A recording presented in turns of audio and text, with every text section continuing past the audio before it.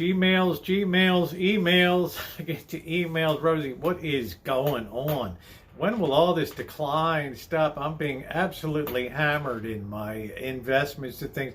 Today we really need to take a look and answer this, particularly in light of the fact that gold is just about touching $3,000 an ounce. Just for reference point, we're about $500 an ounce maybe a decade ago, right? So, I mean, you talk about an investment that's returned like wow over the last 10 years. But what is it telling us? 6 months ago, we had an issue. Why is it going up? Why is it so persistent? Why is silver climbing? Why is gold climbing? Well, the answer is finally coming into a little bit of focus. We didn't need to know what the reason was to see that there was somebody behind the scenes or some forces at work driving and buying gold and silver like crazy. Well, now it's time to blow the cover on what's going on. And a very good morning to all of you. If you're not subscribed, subscribe and hit that bell for notification. Happy Pi Day 3.14 tomorrow. I hope that you are all having a wonderful day. It's a good chance to say subscribe and hit that bell for all notifications. You want to stay abreast of what's going on for sure. Don't be like one of those roadkill idiots that stands in the road after the freight train, on the tracks, after the freight train has already run you over, and say, I don't know what the hell hit me, right? Forewarned is forearmed. That is our message here as we get into podcast number 12. Obviously, times are, you can say they're exciting, they're hellish right now. There's so many moving parts on the board here because there's so many moves that have been made in the first 50 plus days of the Trump administration. We have employees, about 200,000 people have been terminated so far from federal employment. And this morning, a Court of Appeals judge said reverse it all. Department of Defense, Veterans Affairs, at least 6 of these agencies, bring everybody back. So we can see that we're setting up a clash with the executive branch and the judicial branch here.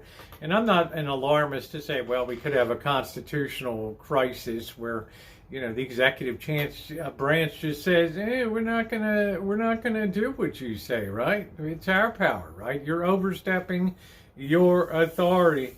Well, what's going to probably happen is the Supreme Court is going to issue some type of emergency ruling. I don't even know how the Supreme Court's going to handle their regular cases with all the shit that's coming in with emergency hearings and all this stuff.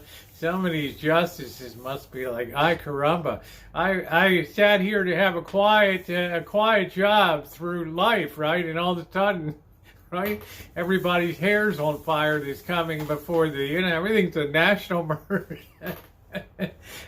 emergency. All I wanted to do was go fishing on Chesapeake Bay and take a vacation in Ocean City. Now look at me. How you like my job now?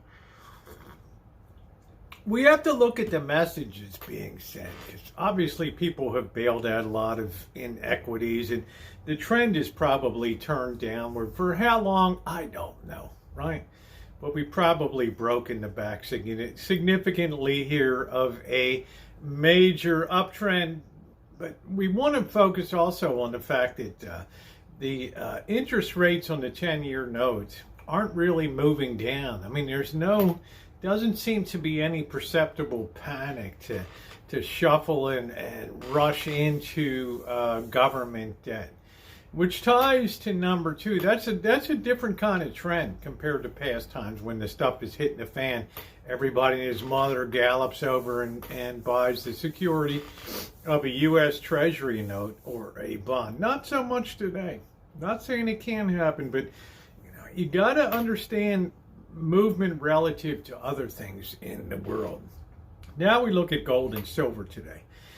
And many people, this is the reality of gold and silver, is it has flown under the radar for years, right? $1,000, big deal. It was $1,500 in 2010 or whatever. It went down to $800, $900 an ounce. past $2,000 an ounce. Okay, it gets a headline for one day. Big deal. Nobody really cares. Right, climbs another $1,000 an ounce, and here we sit at $3,000 an ounce, and silver knocking on the door at $35 an ounce. You say to yourself, who in the hell is buying all this stuff, right? Why aren't they investing in stocks? The big mistake that you can make is assume all this stuff is happening because of what's been happening in the last 50 or 60 years. That might be a little bit of spice on top of it that makes it a little spicier. But the reality is this persistent uptrend has began in 2020 during the pandemic. And we wondered whether it was inflationary driven, whether it was a fiscal disaster brewing. We didn't know what the heck. Some new world currency, ooh, right? Something like that. Now we can strike out number one. We can say, well, as I suspected a couple of years, it's going to have nothing to do with inflation, okay? Inflation's been coming down sharply for the last year and a half. We're running at about 2.8% inflation rate now, and yet gold and silver keep climbing higher. So we can now strike that off as a possibility. It's taken a long time to do that. Now, number two is fiscal irresponsibility. And I would argue that when a huge stimulus package was put forth during the COVID shutdown, when many people that were out of work and getting unemployment were getting a $600 a week payroll enhancement, the amount of money supply, the federal government spending just exploded at that point. We were already running huge deficits. Well, we've come to the point now where in the first 3 months of the year we have $1 trillion already of federal deficit. These are huge numbers. And you know what? I think gold and silver are telling us that it's unsustainable. They're also saying no matter what cuts you make in terms of 200,000 people in payrolls and things like that, and government spending, there's a give up on the other side of having to pay more to support people that fall through the safety net. You know, we haven't experienced the private sector job losses yet, but you can be sure that they're coming in the next 3 to 6 months, because what happens in the markets always trickles into Main Street. But gold and silver are saying, we don't believe that what you're doing is going to have any impact on the federal deficit. And I would say, yes, that they are correct. I would also say that the 10-year note at about 4.3, 4.31%, 4.32 is sending the same sort of message that it's going to be a little harder to attract the buyers to the cheese here going forward, right? Because it looks like that we may have hit a point where the whole freaking shooting match, just the whole shit wagon just falls apart. We don't know. But you should all be concerned about gold and silver because, as I've always said for year in and year out, since we started talking about this during the pandemic, gold and silver are the truth tellers of reality. They are the stores of value that have been the stores of value through 5,000 years of human history. That saying, go for the gold, man, it wasn't just a beer commercial, right? They've been going for the gold since time immemorial when this stuff hits the fan. Now, you may say to yourself, well, what is it if we're leading to some kind of fiscal implosion?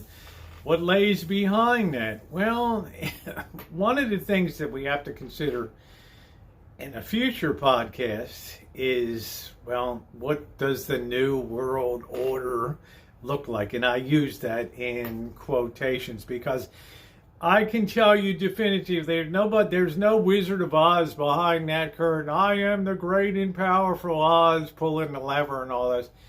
It's the sum total, the summation of millions of stupid spending decisions, wrong-headed programs, and attempts to sustain standard of living through just unparalleled borrowing in history. Common sense tells us that it can't continue forever. Common sense tells us, too, when it finally hits the fan and we finally have to cut, it's going to not be a delicate fall as we go over to the side here to, well, a radically lower standard of living. All right? That's what gold and silver are telling us today. Hey, I don't make the news, I don't make the markets, but you might as well have some intelligent commentary that's not baked in political bullshit out here, right? The red pill, blue pill, black pill, right? Don't need it. You need to be clear. Have this tendency to cut off. Sorry. The last thing that we want to talk about here is how far it could go. Well, psychology tells us if something hasn't gotten any attention, like silver and gold haven't gotten any attention at all by Main Street, that argues that the psychology has not even ramped up to Main Street yet about the need to go out and buy something that is going through the roof. We shall see. Because if the public starts to get turned on to what's going on, well, there's no ceiling to, $5,000, $10,000 gold. We just don't know, because psychology is a crazy thing. Anyway, this has been a great podcast. Thank you for suggesting it today. If you're not subscribed, subscribe and hit the bell for all notifications. I'll tell you what, things get more interestinger and interestinger as time goes on, and you definitely want to be a part of intelligent discussion, not hyperbole and not political BS.